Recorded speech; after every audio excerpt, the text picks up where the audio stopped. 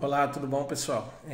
Passando aqui hoje para falar um pouquinho sobre um caso de um paciente que eu atendi. Comecei a atendê-lo semana passada, na realidade, e finalizei o atendimento hoje. É um paciente corredor, ele corre prova de ultramaratona, então ele está indo viajar agora para fazer uma prova de 105 quilômetros com uma altimetria de 6.500 metros, de trilha. Ele não tinha dor alguma. É lógico que ele é um paciente que ele faz um trabalho físico, ele tem todo um trabalho por trás, não só a corrida. Então ele estava fazendo um volume médio aí de 110, 100, 110, 120 quilômetros por semana, o que é muito alto, e vinha sem dor alguma. De repente ele chegou para mim e começou a sentir uma dor na face lateral do joelho direito. Um tempo depois ele começou a sentir essa dor na face lateral do joelho esquerdo. Dentro da minha avaliação, os testes de menisco, de ligamento, ligamento cruzado, tendão, enfim, todos negativos. Eu comecei a desconfiar pela localização e pela forma do sintoma dele de uma síndrome da banda iliotibial. Então, antigamente a gente chamava de síndrome do atrito da banda iliotibial, hoje a gente sabe que esse atrito ele não acontece, então o nome mais atual seria síndrome da banda iliotibial. Essa síndrome ela começa de forma insidiosa, ela vai aumentando a sua intensidade com o tempo, ela é muito frequente em corredores e ciclistas, mais frequente em mulheres que em homens, mas também é presente em homens.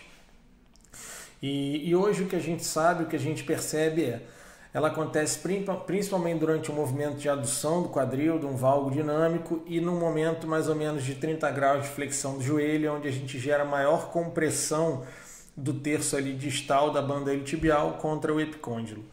Então essa é a região. O terço distal da banda iliotibial ela é a região mais inervada da banda, então é a região onde pode trazer maior dor, né?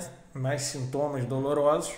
E o que acontece muitas vezes é a gente gerar um processo ali como se fosse uma tendinopatia naquela região, e a gente tem tecidos ali entre a banda e o epicôndilo que são muito inervados. Então, algumas vezes, aqueles tecidos ali acometidos por essa compressão, a gente acaba gerando dor. Precisei mudar de consultório aqui, um colega vai precisar atender, eu mudei de consultório. Então a gente já sabe que é esse processo, alteração biomecânica, que vai gerar aquela compressão e vai gerar o sintoma doloroso. Então, como tratamento, o que a gente precisa é controlar esse membro inferior e melhorar a biomecânica desse membro inferior. Então, o que eu percebi com esse paciente é que ele havia trocado o tênis dele. Ele tinha feito a troca de tênis cerca de 3 semanas atrás, e aí eu pedi para que ele trouxesse para a clínica o tênis antigo e o tênis novo. Botei ele para correr na esteira com os 2 tênis, e o que eu percebi é que com o tênis novo ele fazia um movimento de rotação da tíbia muito maior do que ele fazia com o tênis antigo. Então, possivelmente, esse foi o fator que levou ele a desenvolver essa patologia, né? Essa dor, essa síndrome no caso.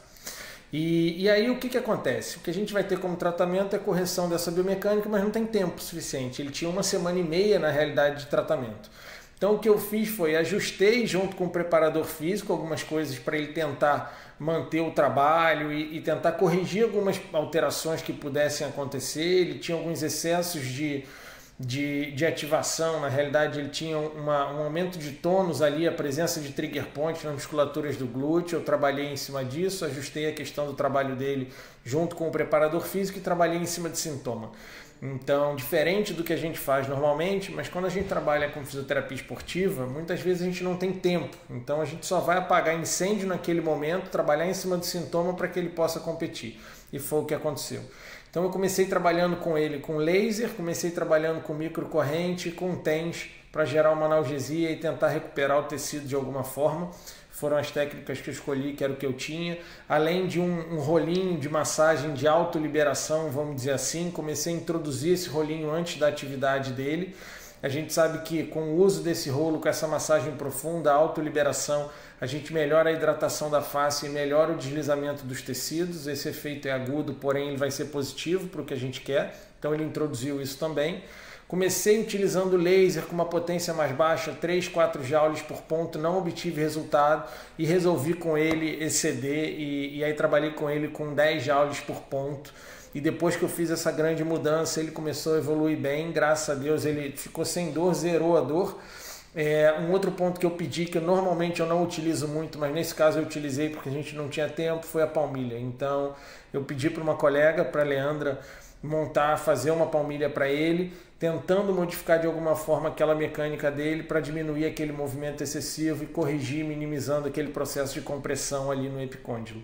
Então foi um caso interessante, foi um caso legal. Eu quis dividir aqui com vocês, e qualquer dúvida, qualquer questionamento que vocês tenham, vocês podem mandar e a gente conversa. Obrigado, um abraço.